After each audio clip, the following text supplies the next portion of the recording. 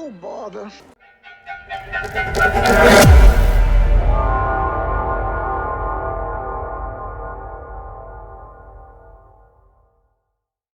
Hello my friends, and welcome back to Season 2 of Power and Politics. In our last episode, the House of Julia decided to commit to an unauthorized assault against the Illyrians outside of Delminium. This was in recompense for the Illyrians seizing Delminium before the Roman troops could arrive.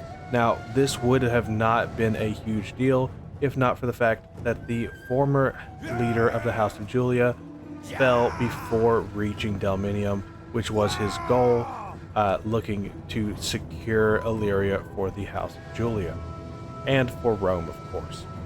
But without further ado, let's go ahead and hop on into this battle and see what the Illyrians can do to, well, try and survive us. And here we are at the start of the battle. There is no time for glorious speeches. We have barbarians to kill. Well, Illyrians, they're like pseudo-barbarians, but hey.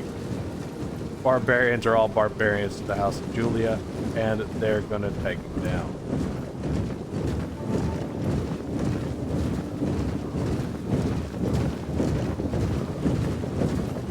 Now, this legion that we have brought here, well, I wouldn't call them exactly a legion, although they do behave in a similar fashion to the legion, is going to be the 3rd Auxilia from Italy. Now, these guys are all going to be Italian statesmen, but they are not Roman. To earn that Roman citizenship, all they have to do is serve in the army and kill at our pleasure. Seems like a pretty fair trade to me. And I will say that some of these units are just so well done. I love the look of the Saki. Their horses are magnificent. Some of their armor, especially the Extraordinari, look at those shields paired with those helmets. They're just, man, chef's kiss. Easily one of my top 10 favorite looking units of the game, if not of Warhammer, if not of Total War in general.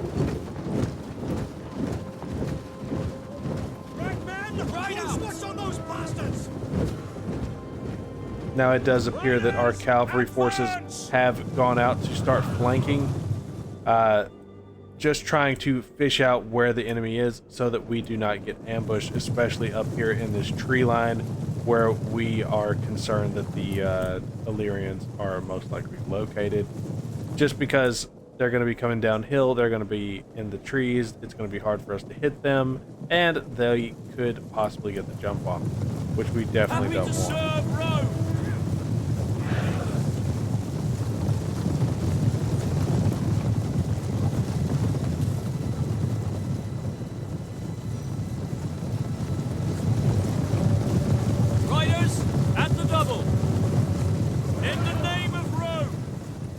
Now, I'm not sure, but I believe that there was somebody up over on this ridge, and it has alerted the cavalry, so they're going to be swinging back on around to let the rest of the army know. Shall we be off then? And it does seem the signal has been given, so the army is going to shift gear and start heading towards the tree line.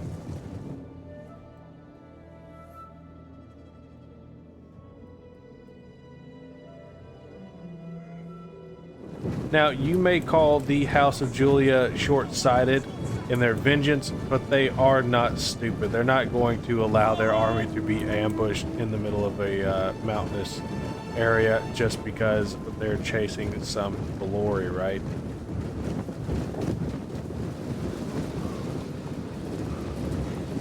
The unwashed bastards! They're fighting back! Quickly now! Advance at speed! We obey! And here come the cavalry taking up their positions Riders, on the flank. At the double!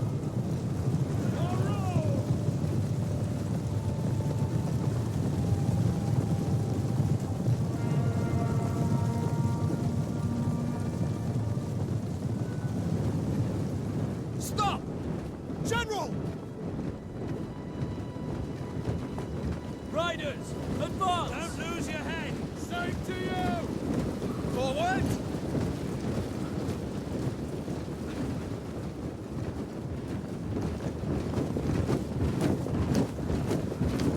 Orders understood! Steady. No need to worry about a few idiots over there. Beautiful sky. Advance at speed! Happy to serve Rome!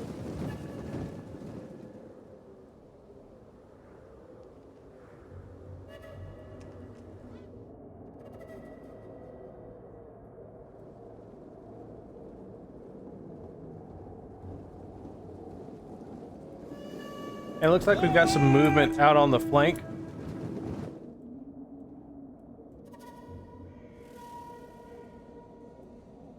Yeah, there it is. Looks like we've got some infantry moving to try to reinforce the main Illyrian line. We're not going to allow them to get there. The general himself has decided that it is time to get involved, and he is going to make sure that nobody comes to help his Illyrian enemies, especially not a garrison.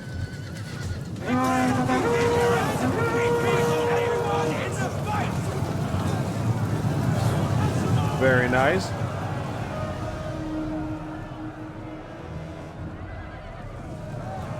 And it does appear that we have also found some missile units. Ooh.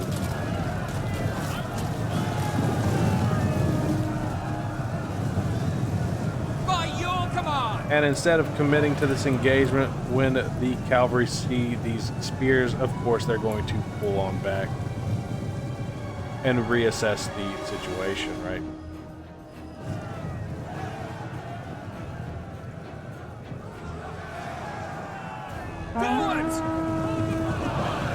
And it does appear that their general has decided to show herself, trying to relieve the garrison forces, but too little too late, and she's only exposed herself to danger. This is going to be a major loss for the Illyrian forces if they ever had any hope. Losing their general to a short-sighted cavalry charge is probably going to dash those.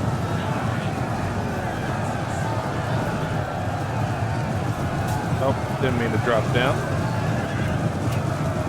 I do like her headgear, though.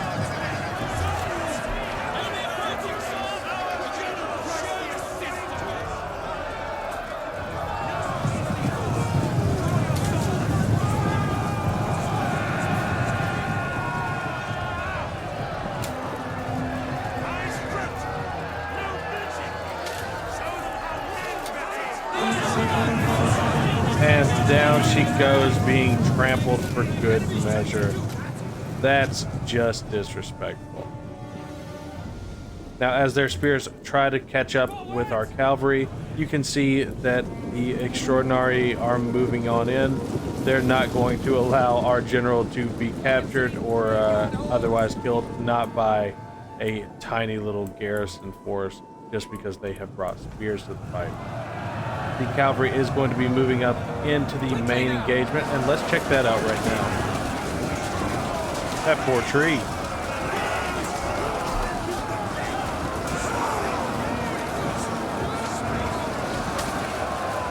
All right, and let's move on back down.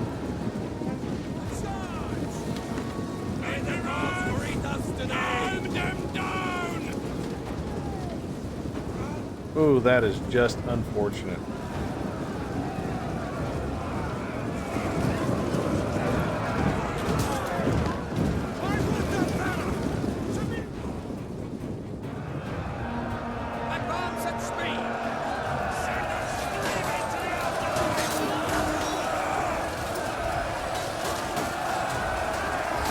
Now, when there's missiles flying around the place, I don't think it's a good time to be up high up on a horse. But hey, they're going to keep fighting regardless, and you gotta respect them for that.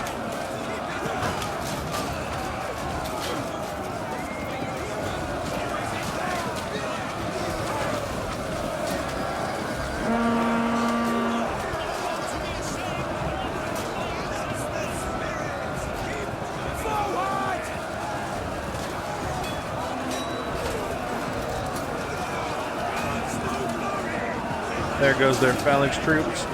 If anybody's going to hold, it's going to be the Illyrian hoplites, but we know that that's just not going to, they're not going to make it.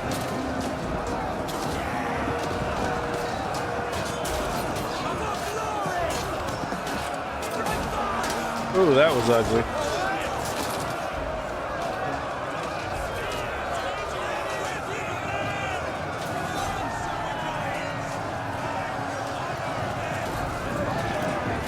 And it does appear to be over, so I'll see you guys back on the campaign map.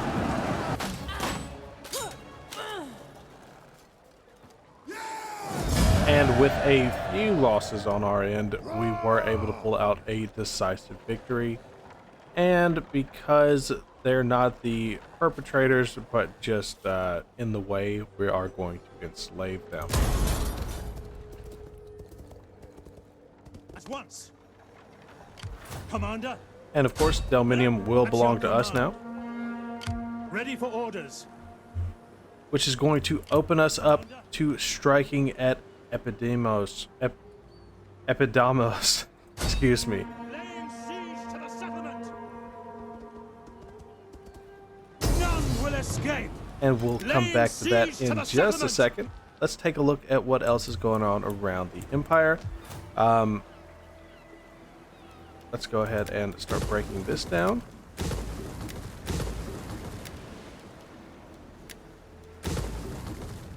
And then we're going to consecrate the ground. We're going to set up some kind of Roman god here.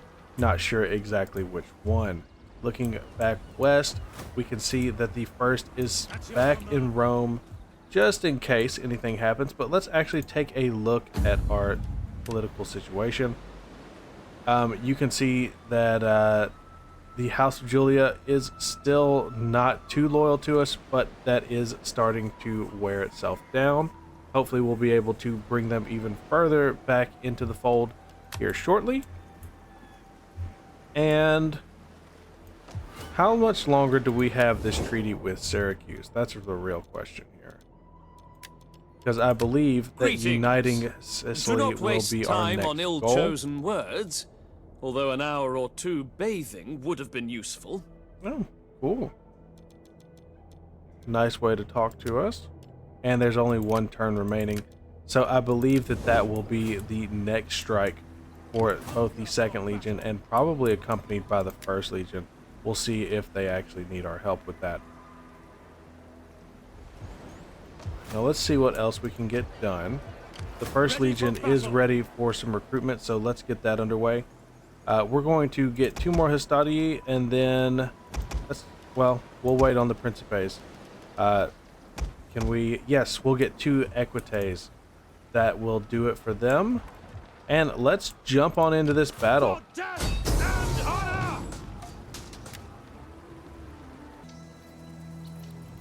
Over there is an army of fools, brought to the field of death by lies and falsehoods. Our swords, spears, and arrows will kill them, but the true cause of their defeat and deaths is idiocy. Make ready! Ooh, not pleasant words to say about the enemy, but hey.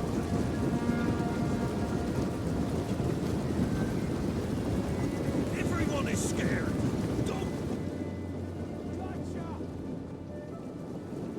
All right, so our battle plan is to bring our elite units, the short swords, up this way, and then bring our long swords up through here and through this avenue, while swinging our cavalry around the side of the city to get a overall flanking maneuver on them.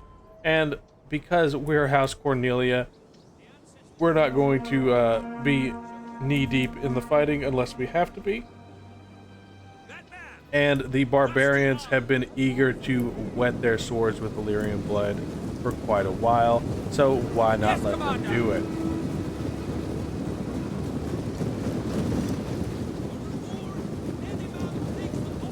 I mean, especially when they're all so freaking buff. Look at this guy.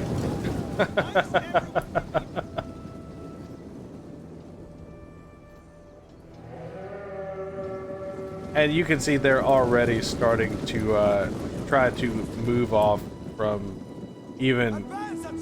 They're trying to concentrate their forces, which is probably pretty smart, but at the end of the day, it's not going to help them. It's only going to give us more avenues to surround them. These guys seem like a brave lot. Oh, a lot of good it did their captain.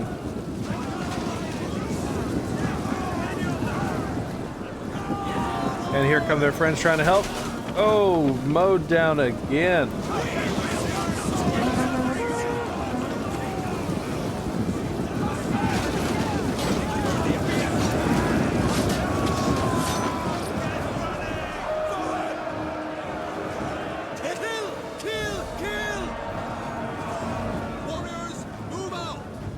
And looks like that cavalry's coming in. Doing some pretty nasty damage to the only unit that probably stands a chance. And now that they've connected, the hoplites are giving up. That was so quick.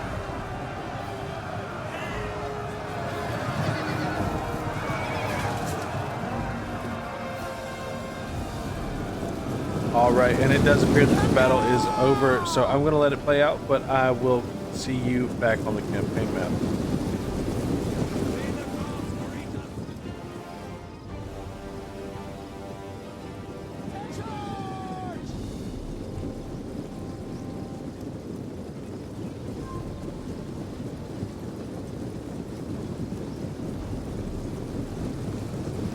Here come the cav. Nice.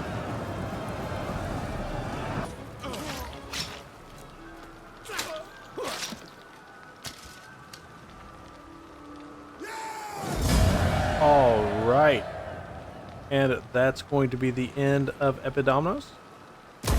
Ready for orders. And it looks like they already have a siege, or not a siege, but a rebellion happening within their province. So that's something we'll have to take care of next turn. Speaking of rebels, we still got those Celtic rebels outside of Segestica. I'm wondering if it wouldn't be a good idea to go ahead and get a general in there as well. Let's see. A lot of House Cornelia here in the general pool. And it looks like we can't afford anybody else, and that's why. House Papira, Junia, and Junia. Well, I don't want all of the armies to be under our house. We want to let the other houses have some say, so we will hold off on garrisoning Segestica in the meantime. Let's go ahead and start tearing all this stuff down.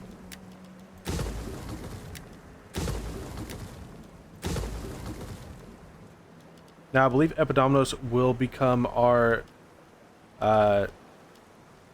food center. Meanwhile, I'm going to have Eotter become our not our civic center, our industrial center. And Delminium is going to be a, let's make it a garrison colonia just based off of where it is. Oh, look, there's the Macedonians. So we can see that they have at least gotten up that far. Although it looks like Larissa is in the hands of the Athenians, and of course Apollonia is in the hands of the Illyrians. We'll be taking that from them here shortly. I imagine that they're all the way out here as well. No, that looks like it belongs to a rebel faction. Okay, we've got some exploring to do over here, although I am excited that we're going to have a actual rival in the form of the Macedonians over here. Let's actually take a look at our diplomacy and see if they hate us or not. It appears that they are brazenly neutral. Friend.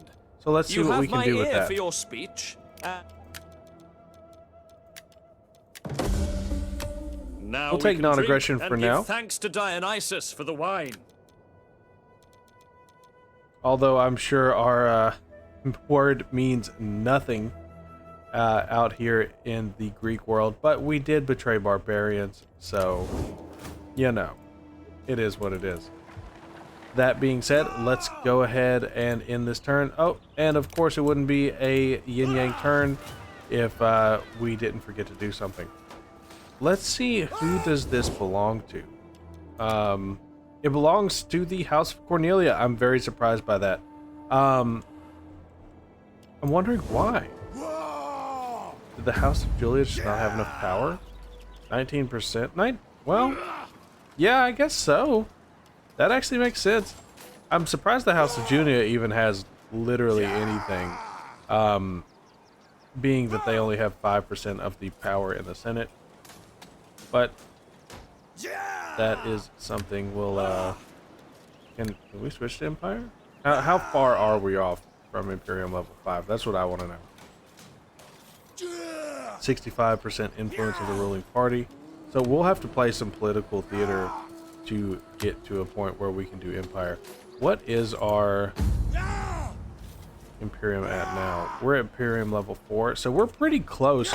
We could go into Empire mode in the near future, but we'll just have to see how that works out. Let's go ahead and end this turn, so maybe we can actually get some interns done, and we'll make this cultural conversion.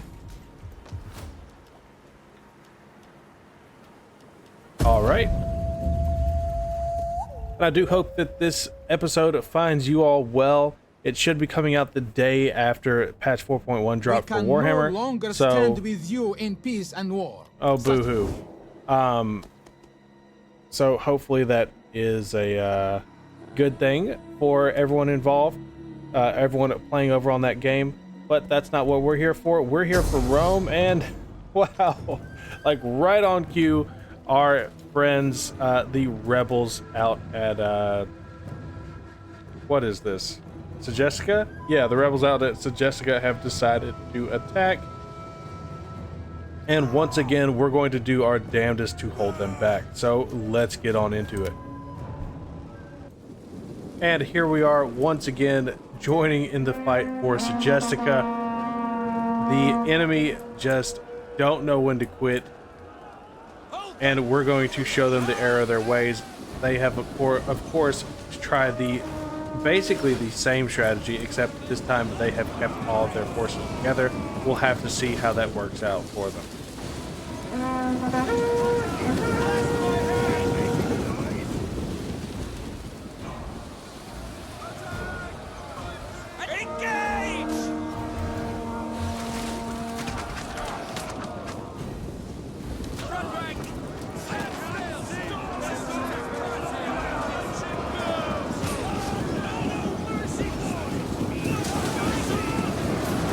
The Principes have engaged.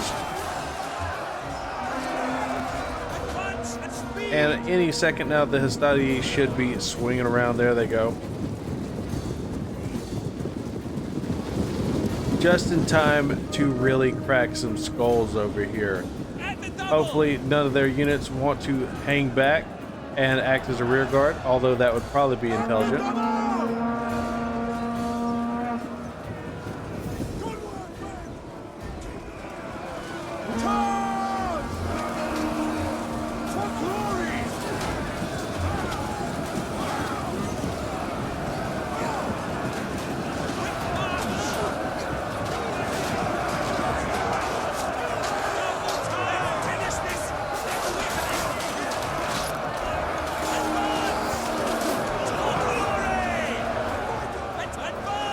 And it does appear that the Hastati have come on in. The Oathsworn are blocking them, but I think that these guys are going to be able to get through.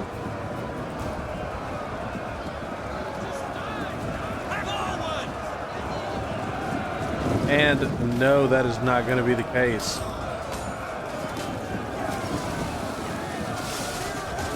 Ooh, and that was ugly for them.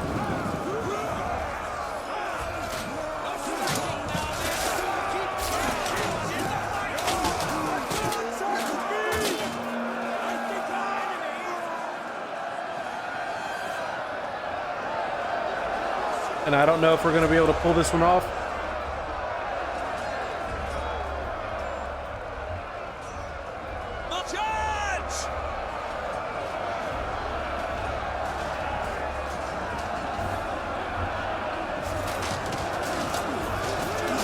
The line's looking real thin out here.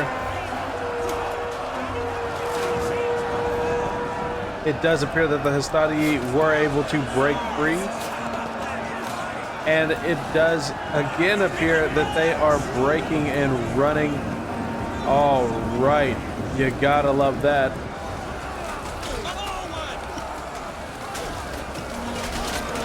Oh.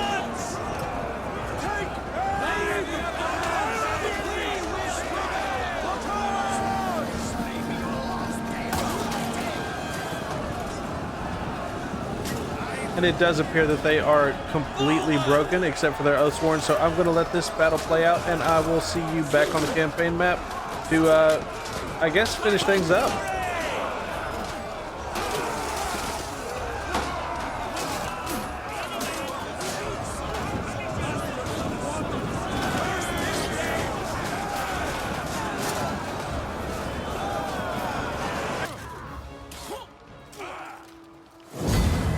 Oh, and that was a tough one, but we were still able to pull it off. So, we're going to bring these people back into slavery.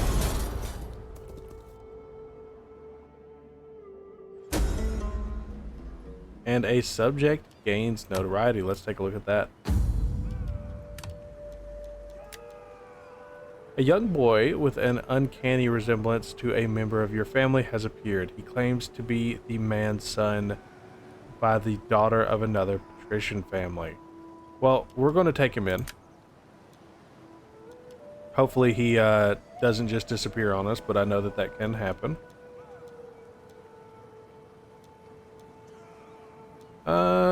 Really not a whole lot that I want to do with Marcus Agrippa.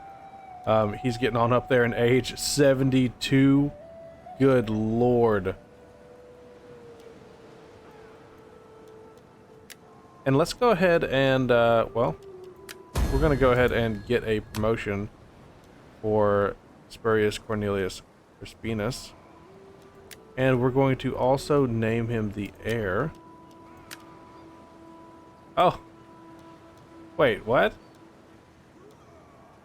Okay, my mistake. My mistake.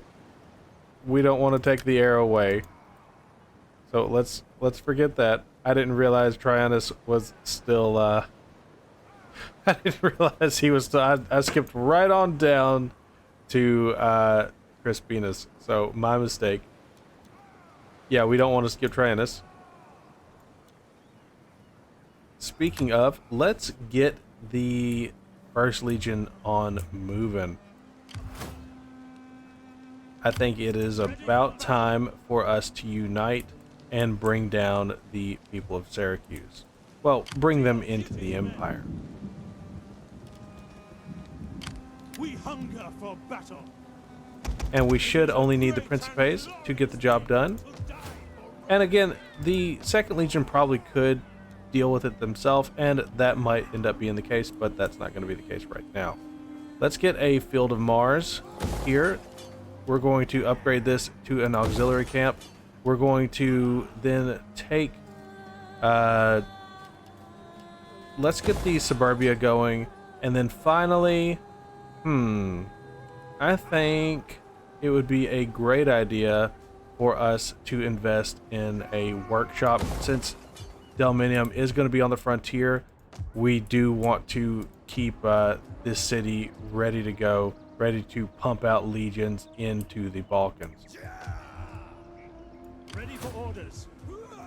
Now the real question is, do we leave Delminium and attack down into Apollonia? I think that we can. Don't know if this army could reach that, but let's go ahead and deal with these Illyrian rebels first. And of course they're fleeing down into Apollonia. And it doesn't look like we can reach it this turn. So what we'll do instead is we'll take it down with the second Auxilia and have the first back, or excuse me, the third back us up. We'll probably save that for next episode because we're already starting to go over our time. So let's do some management real quick and then we'll call it an episode. Epidamos, we're going to have you focus on farming and trade. We're going to bust this on down and replace it with a mine, and then we can go ahead and turn the Limnium into a garrison colonia. We'll see what else we can get going on real quick.